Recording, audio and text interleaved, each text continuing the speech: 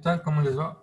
En los videos pasados estuvimos hablando sobre los soles, es decir, partículas sólidas dispersas en un líquido.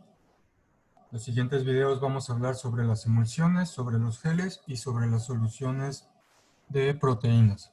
En el video de hoy comenzamos con las emulsiones. Entonces, vamos a comenzar por definir qué es una emulsión. Una emulsión es una dispersión coloidal de un líquido con otro líquido inmiscible. Dispersión coloidal de un líquido con otro líquido inmiscible. Esto es una emulsión. Inmiscible se refiere a que no se puede mezclar ese líquido en el otro. La miscibilidad es la capacidad de un líquido para mezclarse o disolverse en otro líquido. Entonces, inmiscible es que no se puede mezclar o disolver. Ok. Las emulsiones pueden prepararse al agitar una mezcla de dos líquidos o al pasar la mezcla a través de un molino coloidal denominado homogeneizador. Entonces su preparación es a través de, como les digo, de mezclar, agitar, mezcla. Y la otra es haciendo pasar la mezcla a través de un molino coloidal. Molino coloidal. Ese molino coloidal se llama homogeneizador. Básicamente lo que hace es partir los glóbulos en glóbulos más chiquitos. Ok. Las emulsiones preparadas de dos líquidos puros generalmente no son estables, como está relacionado con esto de la inmiscibilidad.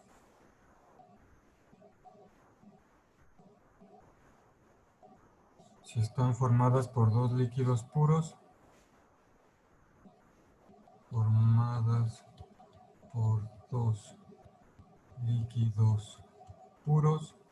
entonces no son estables.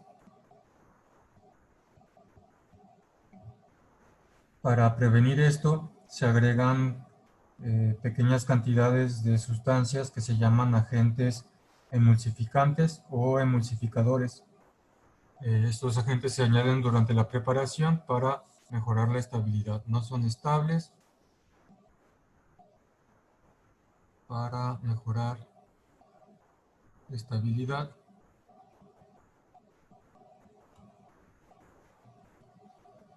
se agregan esos agentes emulsificantes.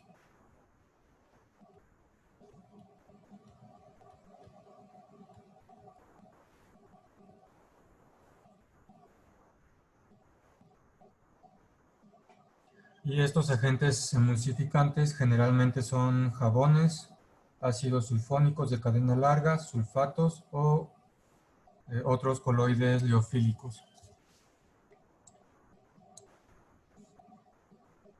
Más adelante vamos a hablar más en específico de estos agentes emulsificantes cuando veamos lo de las micelas.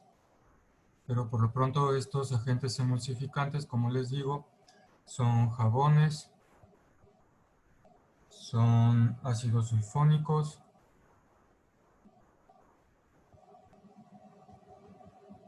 son sulfatos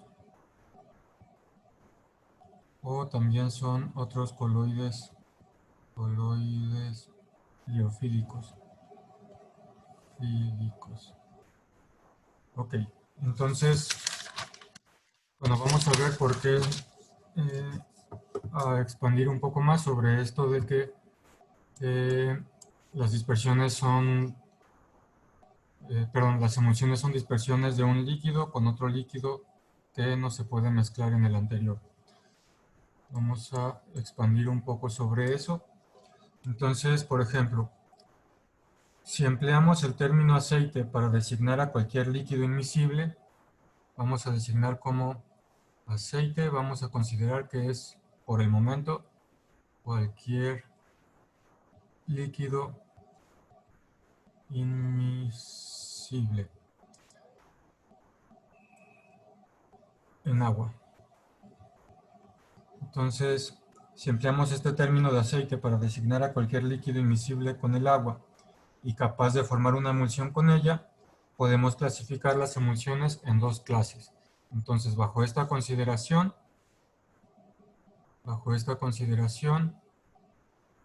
hay dos clases de emulsiones.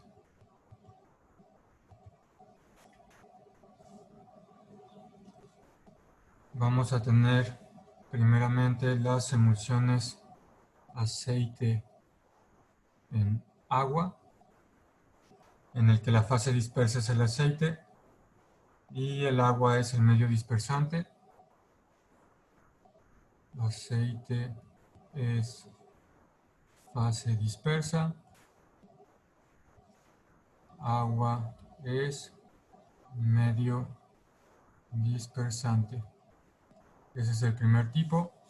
El segundo tipo va a ser emulsiones agua en aceite. Agua en aceite. Y en este caso, la fase dispersa es el agua. Agua es fase dispersa. Y el aceite es el medio dispersante.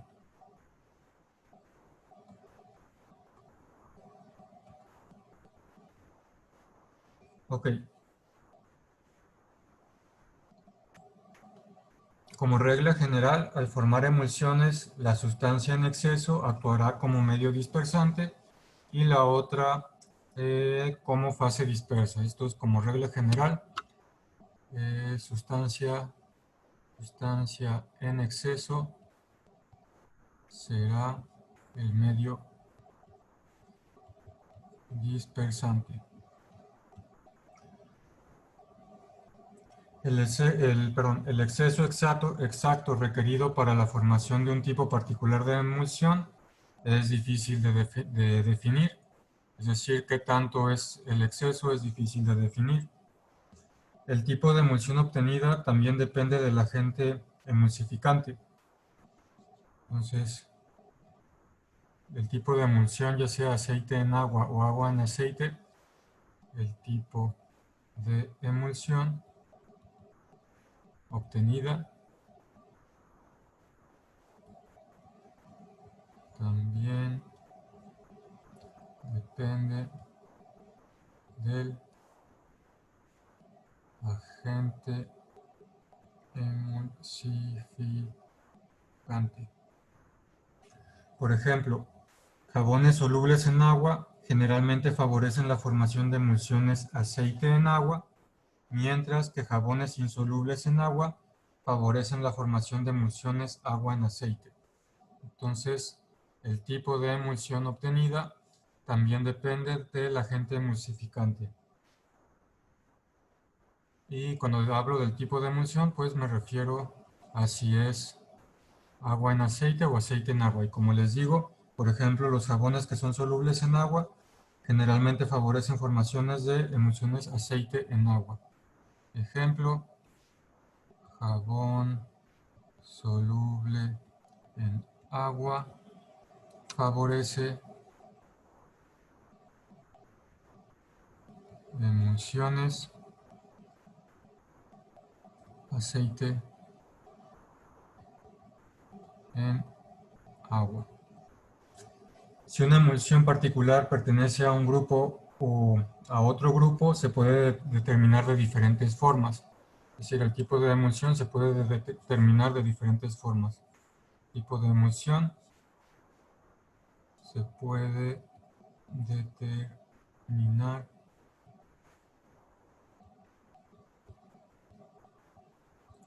de formas diferentes. Por ejemplo, si el agua es la fase externa, fase externa me refiero a medio continuo, si el agua es la fase externa, entonces cualquier agua añadida a la emulsión será miscible en ellas, mientras que el aceite no. Entonces, si agua es fase externa, agua añadida a la emulsión será miscible. Agua añadida a la emulsión será miscible. Es decir, añadimos agua y se va a mezclar esa agua con esta emulsión si el agua es la fase externa, mientras que el aceite no. Aceite no. O sea, si agregamos aceite, ese aceite no va a ser miscible. Eso es si el agua es la fase externa. Si el aceite es la fase externa, agua, aceite es fase externa, entonces la miscibilidad será con aceite. Miscibilidad es con aceite, con agua no.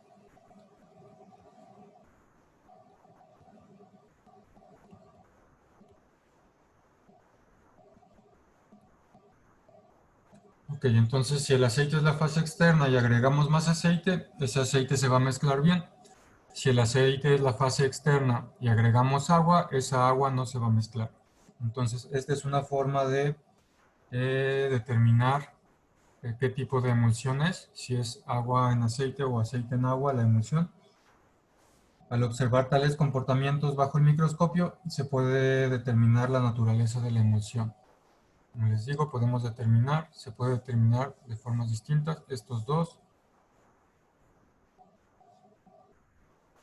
Observar en microscopio.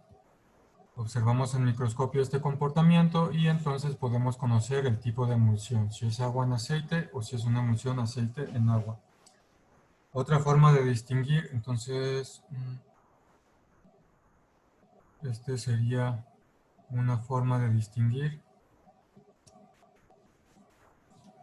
Otra forma de distinguir entre los dos tipos depende en el hecho de que una pequeña cantidad de electrolito añadido a la emulsión hará que ésta conduzca electricidad si el agua es la fase externa, pero tendrá muy poco efecto en la conductividad si el aceite es el medio dispersante. Entonces, si agua es fase externa,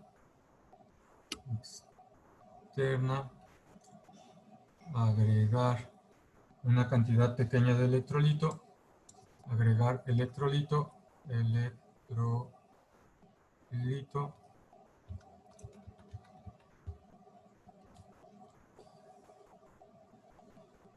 hará que la emulsión conduzca la electricidad. Hará que la emulsión conduzca la electricidad. Si el aceite es la fase externa, lo anterior no sucede. Si aceite es fase externa, lo anterior no sucede. Solo si el agua es la fase externa, al agregar ese electrolito vamos a ver que la emulsión conduzca la electricidad. Ok, entonces esas son dos maneras de determinar si la emulsión es emulsión agua en aceite o si la emulsión es emulsión aceite en agua. Ok, entonces, bueno, el tamaño de las partículas de la fase dispersa usualmente es más grande en las emulsiones que los soles. Entonces, partículas, o más bien glóbulos, porque son aglomeraciones de líquido, glóbulos, partículas en emulsiones son más grandes de mayor tamaño de partículas en emulsiones son más grandes que el tamaño de las partículas en los soles. Tamaño partículas de los soles. Y tienen un rango de entre 0.1 a más grandes que un micrómetro. 0.1 a un poco más de un micrómetro. Por otra parte, las propiedades de las emulsiones no son muy diferentes que la de los soles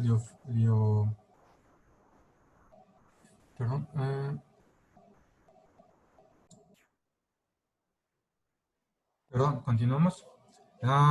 Les estaba diciendo que las propiedades de las emulsiones no son muy diferentes que las de los soles liofóbicos. Entonces tienen las propiedades de emulsiones son como las de los soles liofóbicos que ya vimos.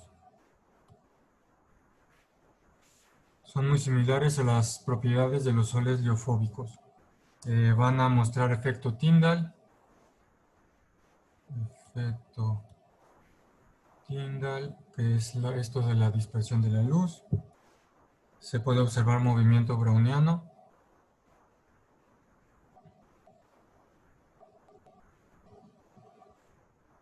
Se puede observar movimiento browniano siempre que las partículas no sean demasiado grandes.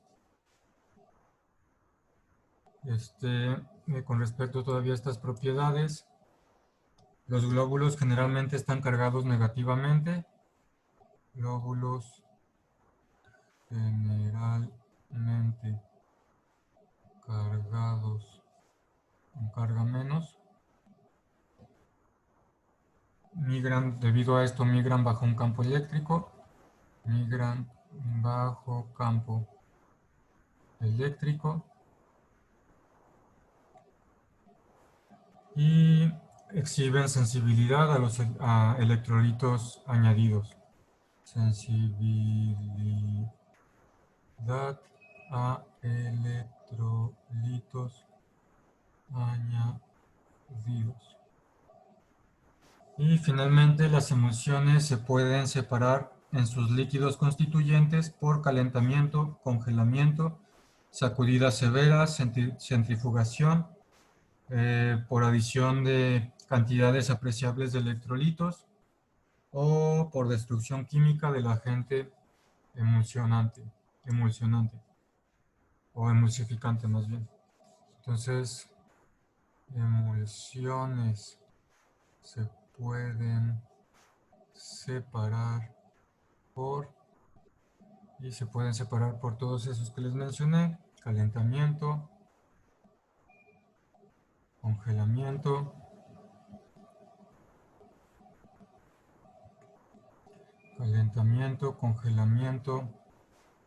sacudidas severas,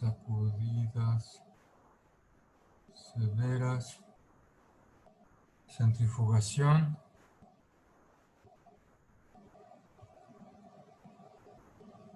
adición de electrolitos,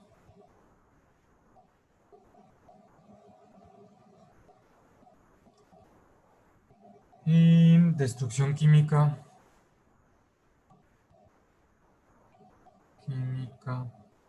del agente emulsificante. Es decir, si eliminamos el agente emulsificante, entonces se van a separar, porque pues ya vimos que es un líquido miscible en otro líquido inmiscible. Pero no es un líquido en otro líquido inmiscible. Por ejemplo, en el caso del agua en aceite, si quitamos el agente emulsificante, pues ese aceite va a formar glóbulos y se van a separar las dos fases. Ok, bueno, en general esto es todo con respecto a emulsiones. Siguiente video hablamos de geles. Por lo pronto, pues este video lo terminamos aquí.